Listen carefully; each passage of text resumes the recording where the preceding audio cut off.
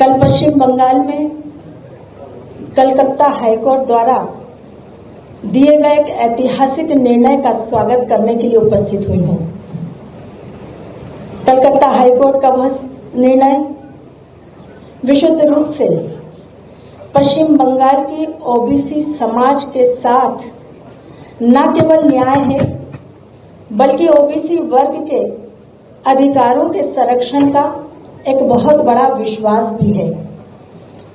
आप सभी को मैं यह भी बताना चाहूंगी कि कलकत्ता हाईकोर्ट ने कल एक निर्णय दिया, जिस निर्णय के तहत 2010 के बाद जारी हुए सभी ओबीसी सर्टिफिकेट को निरस्त किया जा रहा है।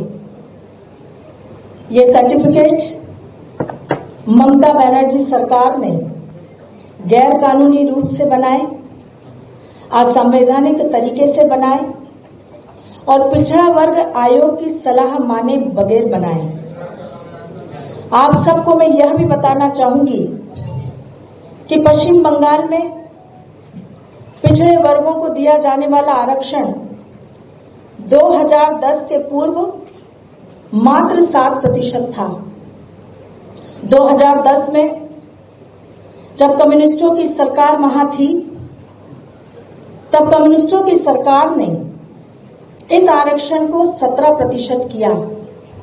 लेकिन आश्चर्य देखिए, मुस्लिम तुष्टीकरण की राजनीति का एक भयानक उदाहरण कि 7% आरक्षण पहले से ओबीसी का था, 17% आरक्षण अगर किया तो उसमें भी 10% आरक्षण मुसलमानों को दिया। और 2011 में जब ममता बनर्जी की सरकार बनी तो वोट बैंक की राजनीति, मुस्लिम तुष्टीकरण की राजनीति को जैसे पंख लग गए।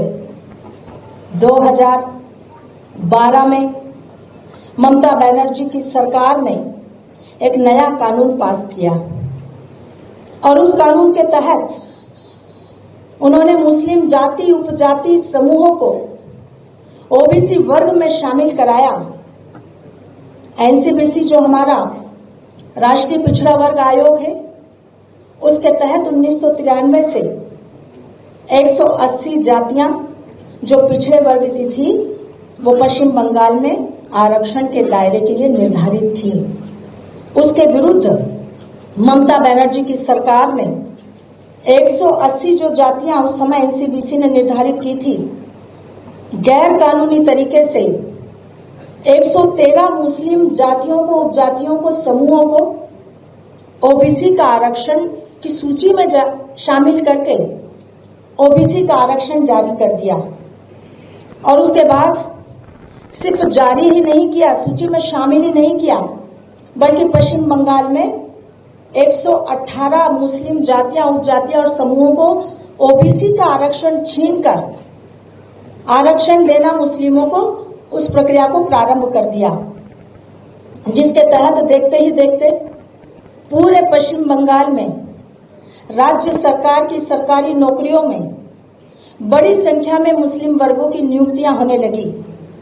पिछड़े वर्गों को दी जाने वाली सुविधाओं का लाभ मुस्लिम वर्ग को दिया जाने लगा, जो सीधा सीधा इस देश की ओबीसी आबादी के हकों पर, अधिकारों पर कुठाराघात था। किस प्रकार से मुस्लिम तुष्टीकरण की राजनीति का, वोट बैंक की राजनीति का, वोट जिहाद की राजनीति का यह विभत्स उदाहरण पश्चिम बंगाल में देखने को मिला। पूरे देश ने इसकी भर्त्सना की। ममता बनर्जी सरकार के इस फैसले के विरुद्ध जब एनसीबीसी ने पश्चिम बंगाल सरकार को बार बार इस बात के नोटिस भेजे कि किस आधार पर आपने 118 मुस्लिमों की जाति, उपजाति और समूहों को ओबीसी की सूची में शामिल किया, तो ममता बनर्जी की सरकार ने कोई जवाब नहीं दिया, क्योंकि वो जवाब देने लायक थी ही नहीं। उन्होंने गैर कानूनी तरीके से, असंवैधानिक तरीके से 118 मुस्लिमों की जातियों को ओबीसी की सूची में शामिल करने का काम किया था।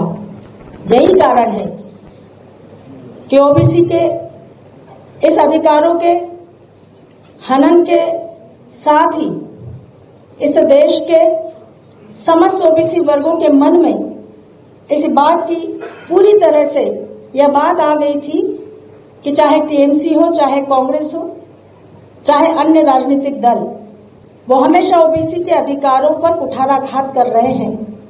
और उसके विरुद्ध जब ओबीसी का समर्थक एक शुभचिंतक कोर्ट गया और कोर्ट ने इस विषय में संज्ञान लिया, तो कल कलकत्ता हाई कोर्ट ने ऐतिहासिक फैसला सुनाया।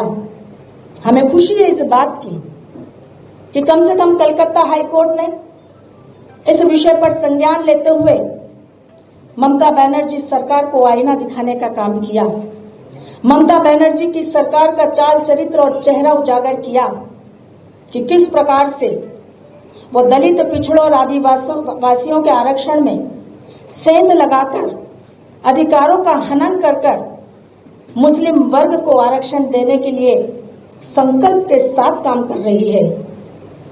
और दूसरी तरफ आज मुझे आश्चर्य है, आप सबको भी आश्चर्य होना चाहिए ये कहते हुए कि ममता बनर्जी सरकार के अहंकार की पराकाष्ठा देखिए आप, कि कोर्ट के आदेश को मानने से इनकार कर दिया। कोर्ट के आदेश की अवमानना करने से पश्चिम बंगाल की मुख्यमंत्री मना करती है कि मैं ऐसे किसी भी आदेश को नहीं मानूंगी। आज हम पूछना चाहते हैं ममता बनर्जी से, वो बताएं कि ये देश उनकी तानाशाही से चलेगा कि बाबा साहब के संविधान से चलेगा। हम पूछना चाहते हैं ममता बनर्जी से कि वो बताएं कि वो किसके इशारे पर लोकतांत्रिक व्यवस्था को शर्मसार कर रही है। हम पूछना चाहते हैं ममता बनर्जी को कि उनको किसकी शय मिली है जिसके आधार पर वो कोर्ट की अवहेलना कर रही है, अवमानना कर रही है। आज पूरे देश के सामने ममता बनर्जी के कृत्य का चरित्र उजागर हो गया। दलित, आदिवासी, ओबीसी भाई बहनों के आरक्षण का भक्षण करना चाहती है कांग्रेस, टीएमसी और इंडी गठबंधन। कांग्रेस और इंडी गठबंधन के नेता ओबीसी आरक्षण छीनकर मुस्लिमों को देकर पिछड़े वर्ग के अधिकारों पर डाका डालने का काम कर रहे हैं। मुझे आज आप सबको यह बताते हुए आश्चर्य हो रहा है कि ममता बनर्जी की सरकार पश्चिम बंगाल में मां, माटी और मानुष के नारे के साथ आई थी, लेकिन आज मुसलमान, मदरसा और माफिया के नारे में बदल गई है।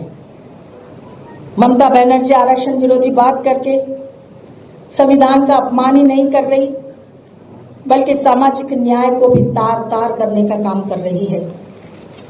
आज वास्तव में मैं कहना चाहूंगी कि इनकी वोट बैंक की राजनीति ने, और वोट बैंक में भी विशुद्ध मुस्लिम वोट बैंक की राजनीति ने पूरे पश्चिम बंगाल को तबाह कर दिया। और आज मुझे आपके बीच में यह कहने से भी कोई संकोच नहीं है कि कल कलकत्ता हाईकोर्ट का जो फैसला आया है, वो फैसला सही अर्थों में देश भर के मुस्लिम तुष्टीकरण करने वाले राजनीतिक दलों के मुंह पर एक करारा तमाचा है, जिसकी गूंज आने वाले 4 जून को परिणाम में सुनाई देगी। मैं आप सबको यह भी बताना चाहूंगी कि कांग्रेस ओबीसी विरोधी रही है, यह बात हम लगातार कहते रहे हैं। देश के प्रधानमंत्री जी लगातार इस देश की जनता को अपने हर सभा में आगाह कर रहे हैं कि इस देश में कांग्रेस और कांग्रेस समर्थित दल, इंडी गठबंधन के घटक दल इस देश में ओबीसी, दलित, आदिवासी, पिछड़ों का आरक्षण समाप्त कर मुस्लिमों को आरक्षण देने का काम कर रहे हैं। और किस प्रकार से पिछले दरवाजे से, चाहे वो कर्नाटक हो, तेलंगाना हो, और अब पश्चिम बंगाल में हमने देखा कि जो बीज कांग्रेस ने बोया था उसकी शाखाएं अब राज्यों में फैलती चली जा रही है। इस देश की जनता के सामने ये बहुत बड़ा प्रश्न चिन्ह है। मैं देश की जनता को याद दिलाना चाहूंगी कि एक समय था जब 1909 में, देश की जनता को याद रखना चाहिए कि 1909 में जब देश आजाद भी नहीं हुआ था, तब मुसलमानों को पृथक निर्वाचक मंडल का अधिकार दिया गया था। जिसके कारण देश के विभाजन का दंश हमने झेला है। आज फिर वही स्थिति कांग्रेस पार्टी और उनके अलायंस इंडी गठबंधन के घटक दल देश में पैदा कर रहे हैं और वास्तव में आज देश निर्णायक मोड़ में है। हम सबको समझना होगा कि किस प्रकार से इस देश में दलित, पिछड़ों और आदिवासी के आरक्षणों के खत्म करके मुस्लिम समाज को, मुस्लिम वर्ग को आरक्षण दिए जाने का काम लगातार कांग्रेस, टीएमसी और अन्य राजनीतिक दल कर रहे हैं, जिनका तिलिया चरित्र, जिनका चाल चरित्र और चेहरा अब देश के सामने उजागर हो गया है। हमने तो हमेशा से कहा कि कांग्रेस पार्टी ने इस देश में पिछड़ा वर्गों के विरोधी होने के प्रमाण 1951 में ही दे दिया था, जब कालेलकर आयोग की सिफारिशों को लागू करने के बजाय तत्कालीन प्रधानमंत्री जवाहरलाल नेहरू ने उसे ठंडे बस्ते में डाल दिया था। 1953 में कालेलकर आयोग की सिफारिशों को लागू करना चाहिए था, लेकिन उन सिफारिशों को लागू नहीं किया। 24 साल तक वो फाइल धूल खाती रही, लेकिन पंडित जवाहरलाल नेहरू ने सदन के पटलों पर उसकी चर्चा नहीं कराई। 1977 में जब देश में जनता पार्टी की सरकार बनी, तब एक बार फिर ओबीसी को आरक्षण देने की मांग पुरजोर तरीके से उठी, लेकिन उस समय चूंकि 24 वर्ष बीत चुके थे, तो यही बात सामने आई कि फिर से सर्वे कराया जाए, क्योंकि परिस्थितियां बहुत कुछ बदल चुकी है।